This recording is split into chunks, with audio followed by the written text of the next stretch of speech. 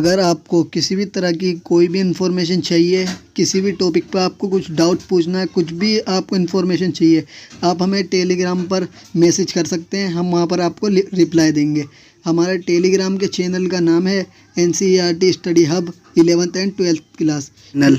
आज की वीडियो में हम पढ़ेंगे 11th क्लास की हिस्ट्री, इसका chapter number 9th। Chapter number 9th का नाम है औद्योगिक क्रांति।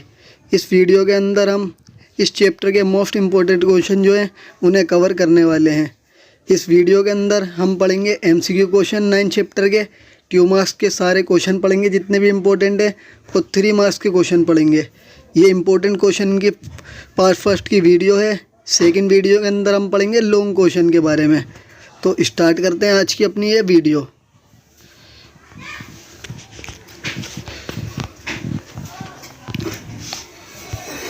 जो हमारा फर्स्ट जो क्वेश्चन है वो क्वेश्चन है, इंग्लैंड में सर्वप्रथम औद्योगिक क्रांति हुई। यानी कि 4 आपको ऑप्शन दे रखे हैं, ये बताना आपको कि औद्योगिक क्रांति किस चीज़ में सबसे पहले हुई थी। तो ऑप्शन का जो दे रखा आपको दे रखा वस्त्र उद्योग में, खा देख रहा लोहे के उद्योग में, कृषि के उद्योग में या जूट के उद्योग में। तो आपकी जो इंग्लैंड में शुरुआत हुई थी औद्योगिक क्रांति की वो थी वस्त्र उद्योग में। आते हैं सेकंड क्वेश्चन पे। सेकंड क्वेश्चन क्या है हमारा, पावर लूम नामक मशीन का आविष्कार कब हुआ था, ये बताना है।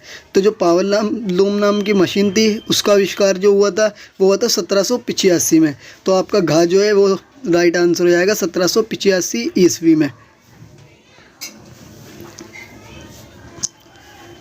देखते हैं थर्ड क्वेश्चन। थर्ड क्वेश्चन है हमारा, औद्योगिक क्रांति ने किस नवीन विचारधारा को जन्म दिया। यानी कि 4 विचारधारा दे रखी हैं, इनमें से कौन सी विचारधारा ऐसी थी जिसकी शुरुआत औद्योगिक क्रांति की वजह से हुई थी। तो का ऑप्शन दे रखा पूंजीवाद, खा दे रखा समाजवाद, या फिर उपयोगितावाद या व्यक्तिवाद।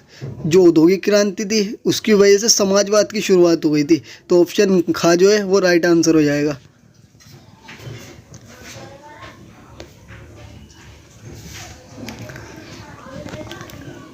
औद्योगिक क्रांति का आरंभ सर्वप्रथम किस देश में हुआ था। यानी कि उस देश का नाम बताना है जिसके अंदर औद्योगिक क्रांति सबसे पहले शुरू हुई थी।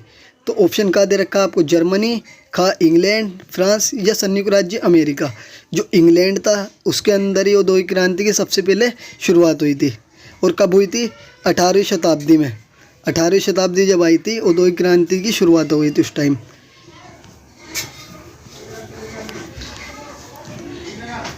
जो आपका फिफ्थ क्वेश्चन है वो है आपका, जॉर्ज स्टीफेंसन का आविष्कार क्या था।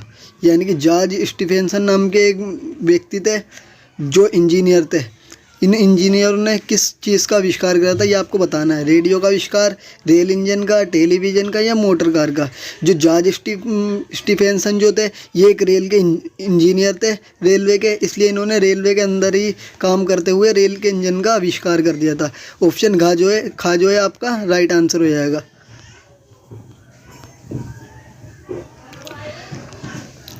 क्वेश्चन नंबर 6 था आपका, समाजवाद का जनक किसे कहा जाता है। यानी कि समाजवाद जो है इसकी शुरुआत किसने करी थी। तो का ऑप्शन दे रखा आपका लेनिन नाम के व्यक्ति ने, अरस्तु ने, या महात्मा गांधी ने, या कार्ल मार्क्स ने। जो कार्ल मार्क्स जो थे उन्होंने समाजवाद का जनक भी कहा जाता है उन्हें, क्योंकि इन्होंने इसकी शुरुआत करी थी। आपका घा जो है वो राइट आंसर हो जाएगा, कार्ल मार्क्स।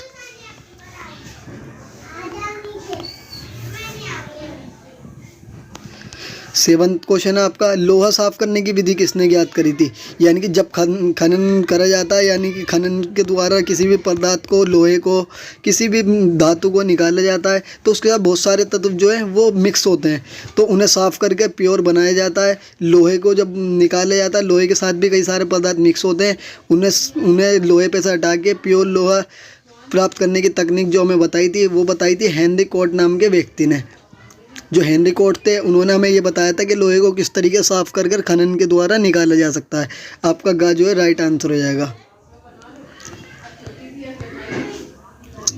क्वेश्चन नंबर 8, सर्वप्रथम सूत काटने के क्षेत्र का आविष्कार किसने करा था?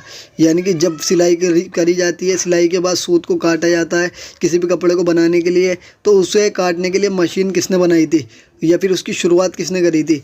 तो ऑप्शन का दे रखा, आर्कराइट ने, हरग्रीव ने, हाइट ने या टॉमस कॉग ने।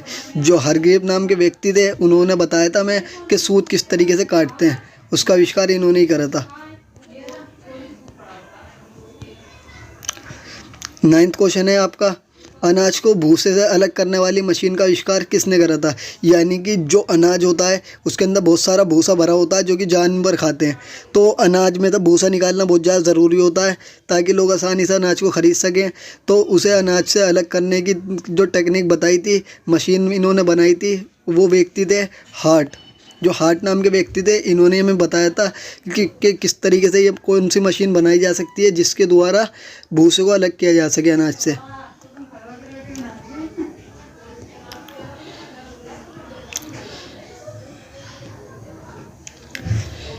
Question number 10th, flying shuttle का आविष्कार किसने करा था? यानी कि फ्लाइंग शटल नाम की एक मशीन थी, उसको किसने बनाया था? ऑप्शन का टॉमस कॉग ने या हाइट ने या आर्कराइट ने। और जो आपका घा जो है वो है जॉन के ने। तो जॉन के जो थे उन्होंने बनाया था फ्लाइंग शटल नाम की मशीन को। तो घा जो है आपका राइट आंसर हो जाएगा, जॉन के। अब MCQ हो गए हमारे कंप्लीट। अब स्टार्ट करते हैं 2 मार्क्स के क्वेश्चन और आंसर। औद्योगिक क्रांति शब्द का प्रयोग सर्वप्रथम किसने करा था? यानी कि जो औद्योगिक क्रांति शब्द है इसको सबसे पहले यूज़ किन व्यक्तियों ने करा था? तो 2 व्यक्ति थे जिन्होंने इसको सबसे पहले यूज़ करा था। उनमें सबसे पहले जो व्यक्ति थे वो फ्रांस के रहने वाले थे और उनका नाम था जॉर्जियस मिचेलेट। और दूसरे जो थे उनका नाम था जर्मनी के रहने वाले थे फ्रेडरिक एंजेलो।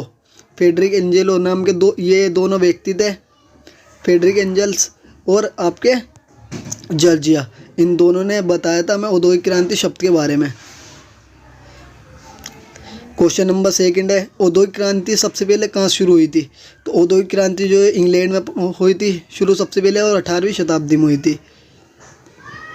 3rd क्वेश्चन है आपका, इंग्लैंड में लोहा और कोयला कहाँ पाया जाता है? उन जगहों के नाम बताने हैं। तो इंग्लैंड में सबसे पहली जो जगह है जहाँ पे कोयला बहुत ज़्यादा पाया जाता है उस जगह का नाम है वेल्स, दूसरी जो है नॉर्थम्बरलैंड और 3rd जो है स्कॉटलैंड। ये 3 जगहें इंग्लैंड के अंदर जहाँ सबसे ज़्यादा कोयला पाया जाता है और लोहा पाया जाता है। आपका नेक्स्ट क्वेश्चन जो है क्वेश्चन नंबर 4, फ्लाइंग शटल का आविष्कार कब हुआ और किसने किया, ये बताना आपको। तो फ्लाइंग शटल जो थी एक मशीन थी जिसे प्रयोग किया जाता था कपड़ों के काम में। उसका आविष्कार जो करा था जॉन के नाम के एक व्यक्ति ने किया था 1733 में। अब जेम्स वॉट के बारे में पढ़ते हैं। जेम्स वॉट कौन थे ये और ये क्यों प्रसिद्ध हैं? तो जेम्स वॉट जो थे ये एक बहुत ज़्यादा महान व्यक्ति थे जिन्होंने भाप की शक्ति के बारे में हमें बताया था कि भाप से किस तरीके से आप बहुत बड़ी बड़ी मशीनें चला सकते हो। भाप की शक्ति के बारे में इन्होंने बताया था जेम्स वॉट ने हमें 1782 में। क्वेश्चन नंबर 6 है, जॉर्ज स्टीफेंसन का आविष्कार क्या था और ये आविष्कार कब हुआ? तो इन्होंने जो जॉर्ज स्टीफेंसन थे इन्होंने बनाया था रॉकेट नामक इंजन और ये आविष्कार इन्होंने करा था 1820 ईस्वी में। नेक्स्ट क्वेश्चन है हमारा, सेफ्टी लैंप किसने बनाया और कब बनाया? पहले जब खानों में खुदाई करी जाती थी, खनिजों को निकाला जाता था, तो खदानों के नीचे गुफाओं में बहुत ज़्यादा गहराई में जब चले जाते थे तो वहाँ पे बहुत ज़्यादा अंधेरा होता था। उस अंधेरे में से खनन को निकालना बहुत ज़्यादा मुश्किल था। इस वजह से लैंप का आविष्कार किया गया ताकि खदानों के नीचे गहराई में आसानी से किसी भी पदार्थ को देखा जा सके। इसलिए लैंपों का आविष्कार जो किया था वो हफरी डेवी नाम के एक व्यक्ति ने करा था 1815 ईस्वी में। क्वेश्चन नंबर 8, कार्ल मार्क्स ने किस प्रसिद्ध ग्रंथ की रचना करी थी? कार्ल मार्क्स जो थे इन्होंने समाजवाद की स्थापना करी थी, ये तो हमने पढ़ लिया। इन्हें समाजवाद के ग्रंथ जनक कहा जाता है। तो इन्होंने एक रचना भी करी थी, उस रचना का नाम था 10 कैपिटल्स, जो कि बहुत ज़्यादा फेमस है। पहला रेल मार्ग कब तथा कहाँ प्रारंभ किया गया? यानी कि जो रेल से चलने वाली जगह कहाँ बनाई थी सबसे पहले, जहाँ पे रेल चले जिन जगहों पे? तो सबसे पहले जो शुरुआत हुई थी रेल के चलने की वो हुई थी हॉलैंड में 1825 में। हॉलैंड के अंदर एक जगह थी स्टॉकटन, उसके अंदर भी एक जगह थी छोटी सी जिसका नाम था डोलिंगटन। इसके अंदर सबसे पहले रेल को चलाया गया था। क्वेश्चन नंबर 10, रिचर्ड आर्कराइट क्यों प्रसिद्ध हैं? जो रिचर्ड आर्कराइट जो हैं ये फेमस हैं क्योंकि इन्होंने वाटर फ्रेम नाम की एक मशीन बनाई थी और इसका आविष्कार इन्होंने 1797 में किया था।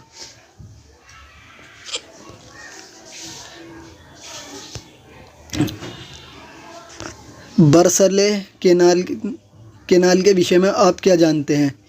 ये क्वेश्चन है आपका। तो इसमें आंसर आपको ये बताना है कि बर्सले केनाल जो थी ये इंग्लैंड में बनी सबसे पहली नहर थी।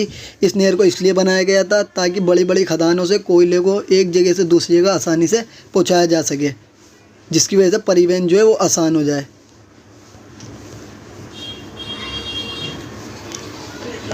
अब बिलूचर क्या था? ये बिलूचर जो है आपको कहीं कहीं पे बिलचर भी लिखा हुआ दिखेगा। बिलचर कहीं पे आपको बिलचर लिखा दिखेगा, ये कहीं पे बिलूचर लिखा दिखेगा, बात एक ही है। तो आपको ये बताना बिलचर था क्या। ये जो था एक रेल का इंजन था। इस इंजन को बनाया था जॉर्ज स्टीफेंसन ने। जो जॉर्ज स्टीफेंसन जो थे ये रेलवे के इंजीनियर थे। इन्होंने बिलचर नामक इंजन का आविष्कार करा था। इस इंजन के अंदर 30 टन भार को आप आसानी से 4 मील प्रति घंटा की रफ्तार से किसी भी पहाड़ के ऊपर ले जा सकते हो। यानी कि पहाड़ी पर आसानी से आप 30 टन अगर आपका वजन का सामान है उसे आप आसानी से किसी भी पहाड़ पर ले जा सकते हो इनके इंजन के द्वारा, बिलचर इंजन के द्वारा। क्वेश्चन नंबर 13, औद्योगिक क्रांति किस सदी में हुई? ये टाइपिंग मिस्टेक हो गई यहाँ पे थोड़ी। औद्योगिक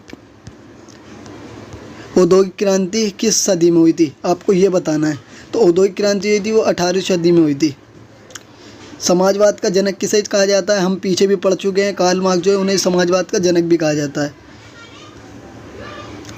क्वेश्चन नंबर 15, मजदूर संघ सर्वप्रथम किस देश में बने? अब मजदूर संघ होता क्या है पहले आपको ये पता होना चाहिए। जब भी किसी भी जगह पे मजदूर काम करते हैं तो वो चाहते हैं कि उनका कोई भी शोषण ना कर सके, इसलिए मजदूर अपना एक ग्रुप बना लेते हैं ताकि किसी के भी खिलाफ मजदूर अपनी आवाज़ उठा सकें।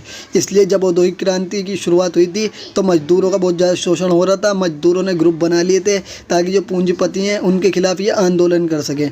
तो ये ग्रुप जो बने थे सबसे पहले इंग्लैंड के अंदर ही बने थे। ट्रेड यूनियन भी कहा जाता है इसे, मजदूरों के संघ को। मजदूरों का जो ग्रुप है, संघ है, उसे ट्रेड यूनियन भी कहते हैं। इंग्लैंड में ही सबसे पहले औद्योगिक क्रांति की शुरुआत हुई, इसलिए मजदूरों ने इंग्लैंड के अंदर ही इन ग्रुपों को सबसे पहले बना दिया था।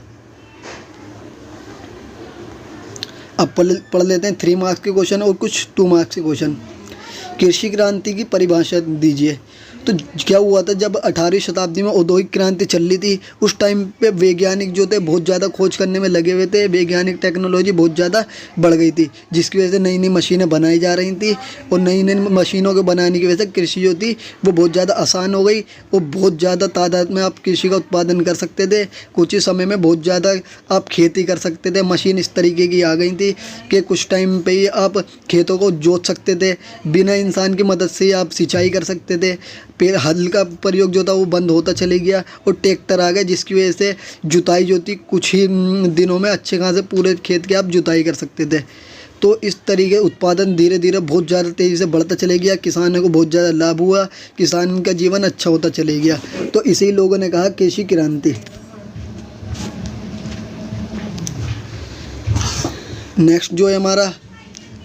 नेक्स्ट टॉपिक है हमारा 18वीं शताब्दी में कृषि क्रांति के 2 कारण लिखिए। यानी कि आखिर कृषि क्रांति हुई क्यों थी। तो कृषि क्रांति होने का सबसे पहला कारण था वैज्ञानिक खोजे। वैज्ञानिकों ने नई नई टेक्निक बताई, जिसकी वजह से कृषि आसानी से हो सकी, सिंचाई आसानी से होने लग गई, जुताई भी बहुत अच्छी तरीके से होने लग गई। किसानों ने बताया किस तरीके से आप ऐसी मशीनों का प्रयोग कर सकते हैं जिनके द्वारा बीजों को आसानी से बोया भी जा सके और हाथों हाथ उन्हें ढका भी जा सके। तो वैज्ञानिकों ने बहुत ज़्यादा सहायता करी ताकि कृषि क्रांति आ सके और कई मशीनों का आविष्कार किया गया, जिसकी वजह से खेतों को आसानी से जोता जाने लगा। फसल कटने के लिए भी बहुत सारी मशीनें बनाई गई, जिसकी वजह से किसानों के मुश्किल काम आसानी से होने लग गए और जिसकी वजह से कृषि क्रांति में बहुत ज़्यादा वृद्धि हो गई। कृषि में उत्पादन बहुत ज़्यादा तेज़ी से होने लग गया। 2 प्रमुख वैज्ञानिकों नाम बताओ जिन्होंने कृषि क्रांति लाने में अपना योगदान दिया था। तो 2 वैज्ञानिक में से सबसे पहले जो थे वैज्ञानिक, उनका नाम था जीथरो टुल। इन्होंने बनाई थी बीट ड्रिल नाम की मशीन बनाई थी इन्होंने, जिसकी वजह से जब किसान अगर जो खेती करे तो किसान खेती करते टाइम बीजों को आसानी से बो भी सकता है और हाथों हाथ उन पर मिट्टी ढक भी सकता है।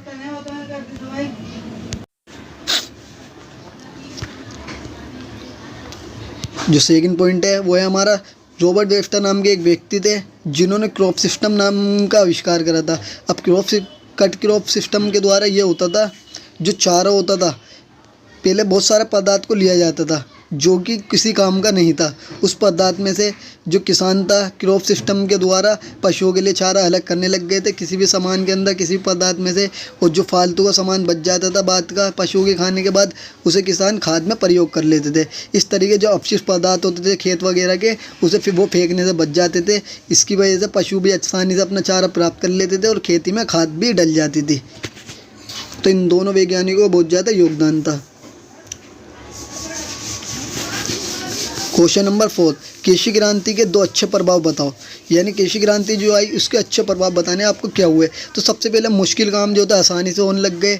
जो किसान था वो ज़्यादा थक नहीं सकता था, कम समय में ज़्यादा काम कर सकता था। किसान का जीवन स्तर ऊंचा होने लग गया, किसान अमीर होते चले गए, उत्पादन बहुत तेज़ी से बढ़ता चले गया। अब छोटे किसान नहीं रहे, किसान जो थे अमीर हो चुके थे और वो बड़े किसान हो चुके थे। तो ये 2 कृषि क्रांति के अच्छे प्रभाव थे। अब पढ़ लेते हैं हम कृषि क्रांति के बुरे परिणाम क्या हुए या बुरे प्रभाव क्या हुए।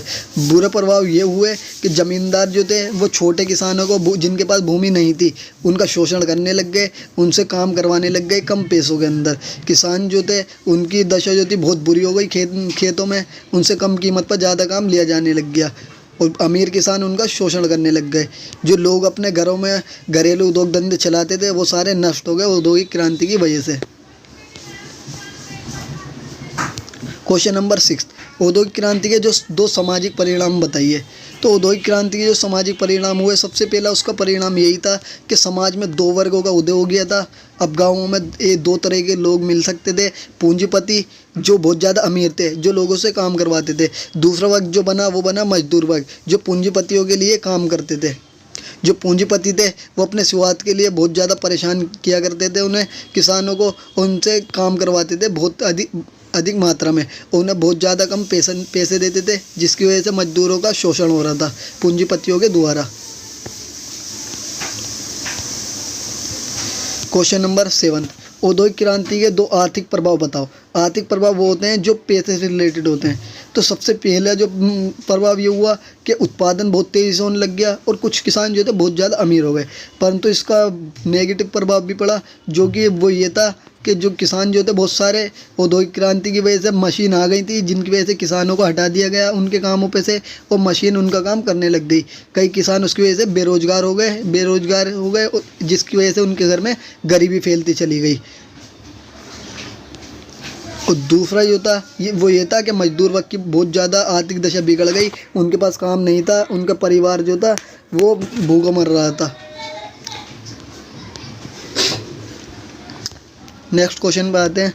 औद्योगिक क्रांति के पश्चात मजदूरों की दशा सुधारने के लिए क्या पग उठाए गए। पग के दो या फिर कदम के दो, बात एक ही है। यानी कि क्या क्या कदम उठाए गए थे मजदूरों की दशा को सुधारने के लिए जिस टाइम पर औद्योगिक क्रांति चल रही थी। 2 का वर्णन करो। तो उनमें सबसे पहले जो ये है, सरकार ने फैक्ट्री कानून पास करे, जिसकी वजह से ये कह दिया गया कि मजदूरों के जो काम के घंटे हैं वो निश्चित करे जाएंगे। यानी कि फिक्स घंटे में मजदूर काम करेंगे और उनसे जब वो बीमार होंगे उनसे उस टाइम पे काम नहीं लिया जाएगा। और दूसरा ये रूल सरकार ने निकाला कि जो कम आयु के बच्चे हैं उनसे कारखानों, बड़ी बड़ी फैक्ट्रियों में ख़तरनाक कामों में काम नहीं लिया जाएगा। बच्चों को शिक्षा दी जाएगी और शिक्षा पर उनकी ध्यान दिया जाएगा।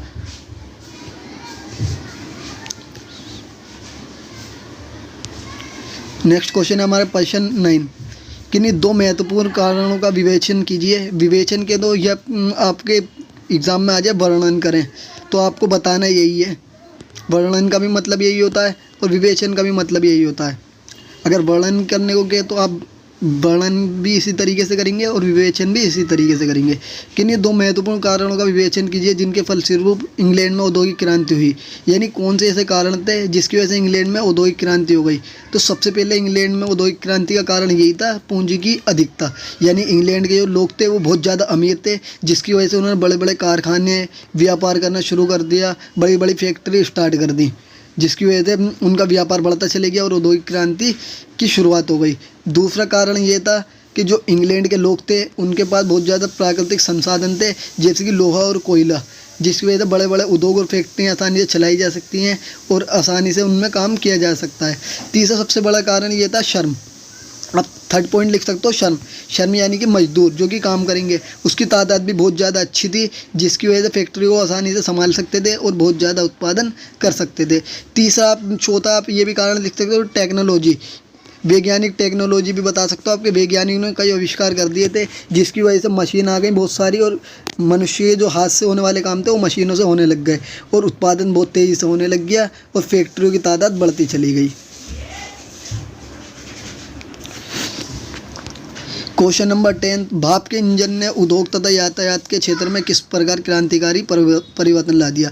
यानी कि भाप के इंजन था, उसकी विशेषता बतानी है एक तरीके से आपको। तो सबसे पहले आपको ये पता होना चाहिए, इसका आविष्कार करा था 1769 ईस्वी में जेम्स वॉट नाम के व्यक्ति थे, उन्होंने करा था।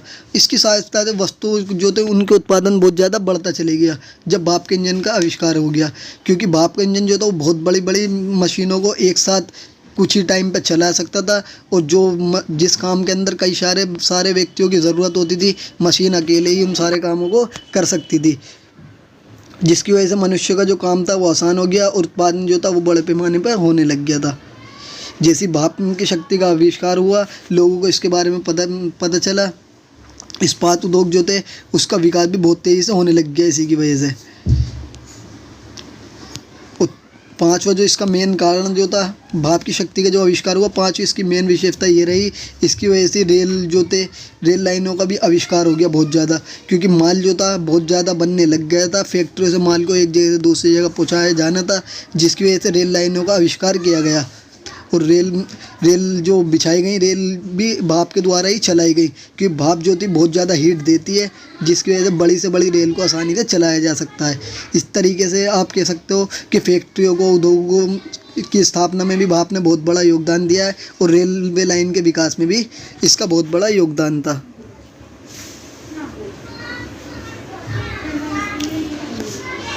क्वेश्चन नंबर 11, औद्योगिक क्रांति का इंग्लैंड के श्रमिकों पर क्या प्रभाव पड़ा। यानी कि जब औद्योगिक क्रांति आ रही थी उस टाइम पे जो इंग्लैंड में श्रमिक मजदूर काम कर रहे थे उनका जीवन कैसा हो गया था। तो श्रमिकों का जीवन जो था वो बहुत बड़ा बेकार हो गया था, बहुत ज़्यादा। स्त्री हो या बच्चा हो, हर किसी से उस टाइम पे काम कराया जा रहा था, उनसे बहुत ज़्यादा घंटे तक काम कराया जा रहा था। बच्चे और स्त्री जो थे लगभग वो 15 से 18 घंटे तक काम करते थे। अगर वो बीमार हो जाते थे या थक जाते थे, उन्हें आराम करने की भी अनुमति नहीं थी। उन्हें बीमारी में भी और थकावट में भी काम करना ही होता था। उन्हें बहुत ज़्यादा कम पैसे दिए जा रहे थे, क्या वो बीमार हो या ना हो, उन्हें काम करना ही पड़ता था।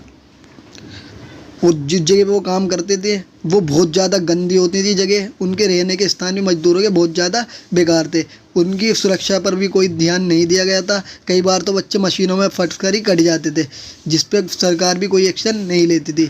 तो इस तरीके से आप कह सकते हो कि महिलाओं बच्चों की स्थिति बहुत ज़्यादा बेकार थी औद्योगिकरण क्रांति के टाइम पे।